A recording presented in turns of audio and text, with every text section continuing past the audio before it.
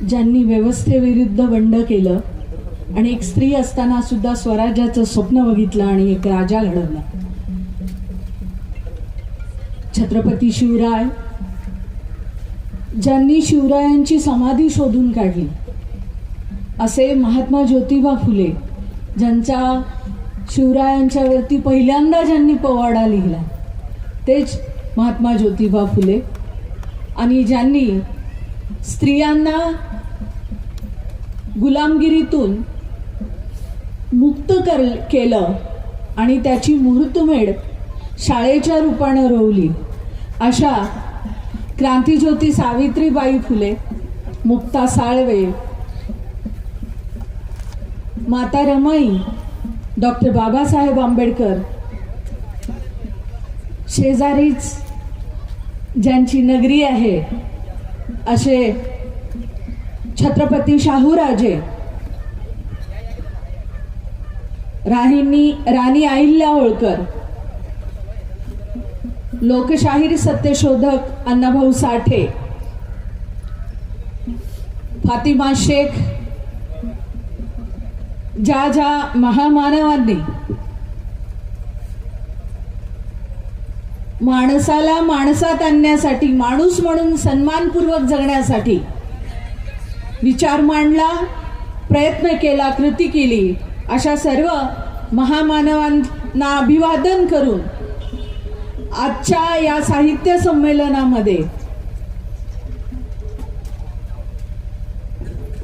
या साहित्य संमेलनाचे अध्यक्ष कुंभार सर, उद्घाटक, स्वागताध्यक्ष आणि ज्यांचा सगळ्यांचा इथे त्यांच्या त्या क्षेत्रातल्या मोठ्या कामगिरीमुळे, चांगल्या कामामुळे पुरस्कृत केलं गेलं, आणि या परिसरामध्ये मराठी भाषेसाठी, मराठी आमची अस्मिता आहे आणि ती अस्मिता संपली नाही पाहिजे, मराठी माणूस संपला नाही पाहिजे, म्हणून ही जी अखंड चळवळ चालू आहे आणि या चळवळीचं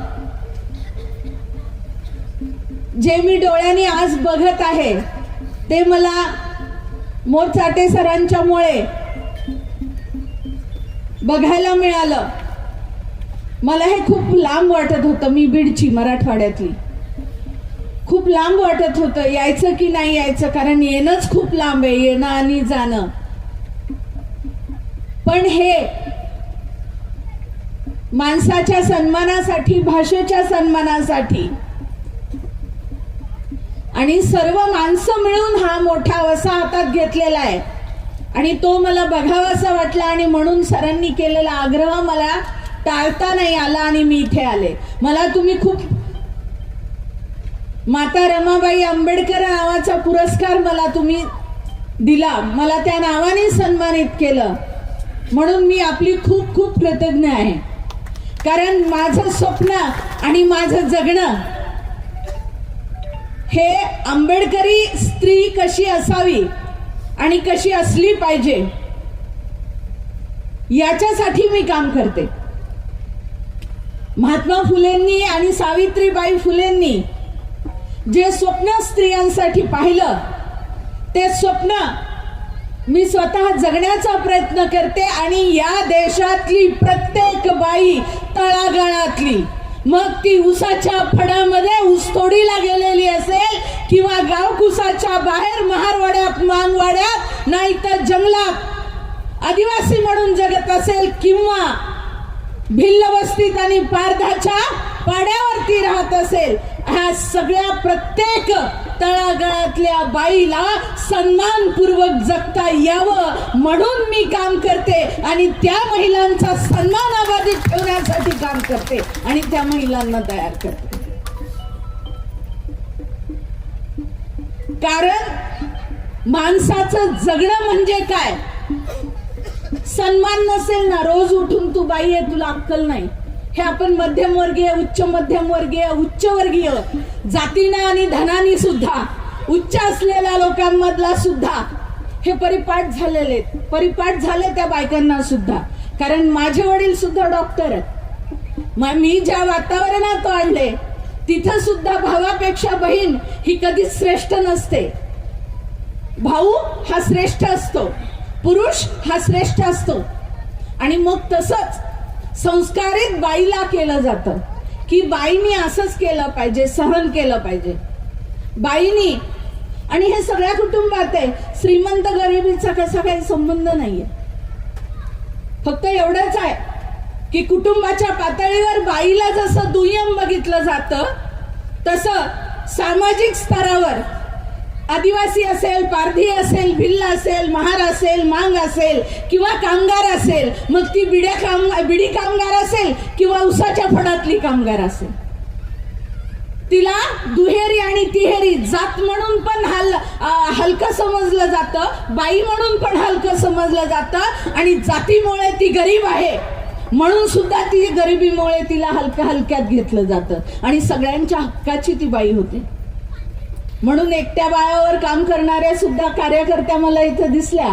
सरांची मला वाटतं मुलगी आहे का भाची, तिने मला स्वतः सांगितलं, ताई मी काम करते तुमच्यासारखंच. मला खूप आनंद झाला की इथे एक कार्यकर्ती जी एकट्या बायकांसाठी काम करते, त्यांच्या सन्मानांसाठी काम करते. मी विद्यार्थी दशेपासून काम करते. मी सिनेमात बघितली होती वेश्याबाई कशी असते. मग माझ्या शेजारी आमच्या कॉलनीमध्ये एक वेश्या महिलांच्या मुलांसाठी काम करणारी संस्था होती. मी त्यांना विनंती केली की मला त्या वस्तीत जायचंय. मी त्या वस्तीत त्यांच्याबरोबर गेले आणि पाहिलं. मला वाटलं असेल, म्हणजे सिनेमात जसं चित्र दाखवतात की नाही तसं असेल. आणि मग तिथं गेल्यानंतर कळलं की एक बाई खूप मार खात होती आणि एक माणूस तिला लाता बुक्क्याने तिच्या झिपऱ्या ओढू ओढू मारित होता. मी त्या मुलाला विचारलं की ती मुलगी मार का खाते ती बाई, तर तो तिचा नवरा आहे का तो, तर ते म्हणले नाही ताई. म्हणलं कोण आहे मग तो तिच्याकडे आलेलं गिऱ्हाईक आहे. म्हणलं काय, मग तो मारतो कसं काय, तो रोजचं गिऱ्हाईक असेल, त्यानं दुसऱ्या कुणाबरोबर तरी तिला पाहिलं असेल म्हणून तो तिला तसं मारतोय. मग मला एक प्रश्न पडला की तिला खूप सारे पैसे देत असेल तो, म्हणूनच इतका हक्काने मारतोय ना एका परक्या बाईला. तो म्हणे नाहीये. म्हणलं तू किती पैसे देत असेल. म्हणे 20-30 रुपये देत असेल एका वेळेचे. म्हणजे 20-30 रुपये आणि इतकं मार, बापरे. मी त्या ठिकाणाहून शॉक झाले. माझं सगळं विचार करण्याचं बंद झालं. तिथून मी तसंच आमचं शाहू कॉलेज ते कामगार कॉलनीत होतं. मी शाहू पुतळ्यापासून, गोलाईपासून शाहू कॉलेजपर्यंत कधी कशी आले कळालं सुद्धा नाही. लातूरला कळालं नाही. मी तशीच आले आणि नक्की केलं की मी महिलांच्या सन्मानासाठी काम करेन. मी नाही करणार तर कोण करणार. आणि ज्या वेळेस मी त्यांच्याकडे गेले माहिती घ्यायला, बोलायला, चर्चा करायला त्यांच्या प्रश्नावरती, त्यांची बेसिक गोष्टी, आरोग्य, राशन, ह्या सगळ्या मुद्द्यांना घेऊन, तर ती बाई म्हणाली, बाई तू चांगल्या घरची दिसतेस, तू इथे कशाला आलीस. मी तिला म्हणलं मी चांगली असून किंवा कशी असो, पण मी पण बाई आहे आणि तू पण बाई आहे. मला तुझं दुःख समजून घ्यायचंय आणि सोडवायचंय म्हणून मी तुझ्याकडे येते. तिने मला हात जोडले आणि येऊ नको तू इकडे, ही चांगली वस्ती नाही असं सांगितलं. आणि मला तेव्हा असं लक्षात आलं की ह्या महिला स्वतःच्या अय्याशीसाठी हे काम करत नाहीत, तर त्यांना त्यांच्या स्वतःला खपून, स्वतःला मातीत गाडून, स्वतःला संपून, स्वतःचा सन्मान मातीत घालून कुटुंब जगवायचं असतं. म्हणून त्या बाया वेश्या व्यवसाय करतात. आणि हे घरच्यांना कळायला नाही पाहिजे की पैसे कुठून येतात. भाऊ शिकतोय त्याचं कॉलेज बंद नाही झालं पाहिजे. आणि मग जसं जसं हे झालं वेश्या महिलांचं, ऊसतोड कामगार महिलांची तीच कथा आहे. आपल्याकडे प्रथा आहे. काय झालं, यांना बोक आला, 1-1 लाख रुपये उचलतात असं मला सांगितलं गेलं. मी म्हणलं हे 1 लाख येतात कशी, जातात कसे, जरा बघावेत. आणि माझं ऑलरेडी सगळ्या ह्या गायरानधारक महिला आणि ज्या सगळ्या दलित अत्याचार, डोमेस्टिक व्हायलन्स, ह्या सगळ्या ह्याच्यामधून ह्या महिलांच्या बरोबर काम होतच. पण मी विचार केला ह्या 1 लाखाचा हिशोब घेतला पाहिजे. आणि मग मी जेव्हा बायकांशी बोलायला सुरू केलं तेव्हा असं लक्षात आलं काय कशाचे ताई 1 लाख 1,500ची उचल असती म्हणले. 500 रुपयापासून उचल सुरू होती. म्हणलं ती कशी? काय नाही, बाजारात गेलं, बाजार आणायला पैसे नसले, दारू प्यायला पैसे नसले तर बाजारातच मुकदमा असतो. मग त्याला सांगायचं की मला उचल घ्यायची, कारखान्याला यायचंय, कितीची उचल ठरवायची. मग ते मागची उचल असते 50-60 हजार बाकी दुसऱ्या मुकदमाची, तो ह्या वेळेस देत नाही म्हणून दुसऱ्या मुकदमाकडून उचल घ्यायची आहे. त्याला सांगायचं की बाबा रे पहिली मागची 60,000 द्यायची आहे, आता ही उचल मला अजून एवढी द्यायची, एवढं मला एवढे जगायला लागते त्या 4 महिन्यात जाऊस तर. मग काय करायचं? तसे 1 लाख ठरते. आणि हे जसे लागतील तसे दरबाजारी 1000, 2000, कधी कधी तर 5000 उचल घ्यायची आणि मुकदमा बरोबर दारू प्यायची. मुकदम तो ती दारू त्या 2-3 पितो, 3000ची दारू तो ते 3 जण मिळून पितेल आणि हिशोबात मात्र ह्या कामगारांच्या ह्याच्यात राहते. आणि डायरी वर मुकदम काय लिहिणार? 5000 उचल दिली, 3000ची उचल दारूत गेली, 2000 राहिले, 1000चा बाजार केला, घरी जाऊन बायकोला 1000 रुपये दिले. ही कथा आहे. 1 लाखाचं कोयतं कधीच सुटत नाही काम, कारण तेवढा ऊस, तेवढं गाळप, तेवढं सगळं, तेवढं काम. ऊस जर खराब असेल तर गाडीच भरत नाही तर काम कसं मोजणार? कालच येताना मला एक ताईनी, कोल्हापुरात आहे सध्या इथं, तिला म्हणलं काय झालं ग, कसं चाललंय? चांगलं चाललंय ताई, 8-10-15 दिवसांनी. पण दुसरी बाई आहे इथं इचलकरंजीला जवळ कुठला तरी कारखाना आहे जो कर्नाटकात आहे आणि काम मात्र महाराष्ट्रात होते बाउंड्रीवर. तिला विचारलं काय झालं? म्हणले 4 दिवस झालं गाडीच नाही भरली, आज गाडी भरली. म्हणलं का तसं झालं? म्हणून ऊसच चांगला नाही तर गाडी कशी भरणार? आणि फळच मिळत नाही लवकर कारण आता संपत आले आणि यावर्षी खूप लवकर ऊस तोडीचे फळ हे संपणार आहेत, पट्टा पडणार आहे. ते या सगळ्या पातळीवर लक्षात आलं की हे सगळं आहे. जसं शेतकरी बाई शेतामध्ये 80% शेतातलं काम करते आणि मोंड्यात माल मात्र घरचा पुढारी घेऊन जातो कारभारी आणि पट्टी बी त्याच्याच नावाने येते आणि नंतर किती पैसे आले काय नाही याची खबर त्या बाईला नसते. शेतमजूर बाईचं सुद्धा तसंच आहे. शेतमजुरी कमी झालेली आहे कारण यंत्रानं काम वाढलेलं आहे आणि ऊसतोड कामगार बाई सुद्धा ऊसाच्या फडामध्ये 80% काम तीच करते. मग ती वली बाळातीन असली तरी 40 किलोची मोळी डोक्यावर उचलून गाडी भरते आणि आणखूची दार ऊसाच्या फडामध्ये ती तशीच चालत असते. म्हणजे ओली बाळातीन. मग एवढा मोठा पिशव्यांचा प्रश्न कुठून आला? गर्भाशय काढण्याचा मुद्दा कुठून आला? याच्या जितकं खोलात जाल तेवढं असं लक्षात येतं की बाई ही इतकी जीव घेणं काम करते. 14 ते 16-18 तास बाई काम करते आणि तरीही तिला आराम नसतो आणि दवाखाना नसतो. आणि उचल ह्याची टनाच्या मागे जर ॲव्हरेज तिला मजुरी मिळते 366 रुपये टन. ह्या 2 वर्षात झाल्या, ह्या 3रं वर्ष. या सगळ्या परिस्थितीमध्ये आपल्या आता आम्ही आमच्या महाराष्ट्राचा जर विचार केला तर 12 ते 14 लाख ऊसतोड आहेत. त्यातले 6 ते 7 लाख महिला आहेत आणि त्यातल्या 50% ह्या फक्त बीड जिल्ह्यामधले ऊसतोड कामगार, ज्यांना इकडं गबाळे म्हणून बोलवलं जातं. हे गबाळे, गबाळे म्हणजे एक प्रकारची हीनतेची शिरी आहे ती. अस्पृश्याला जसं म्हणतो ना हे असेच आहेत तसं ते गवाळ्यासारखे असंच आहे. तर या सगळ्या पद्धतीनं जगणाऱ्या ज्या महिला आहेत त्यांना त्यांच्या बरोबर व्यवहार हिशोब होत नाही, ऍडव्हान्स दिला जात नाही, तिच्या खात्यात पैसे पडत नाहीत.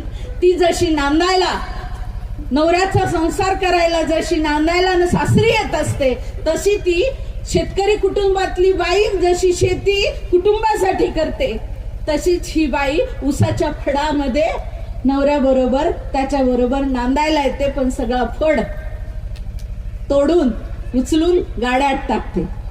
पण तिच्या बरोबर काही हिशोब होत नाही.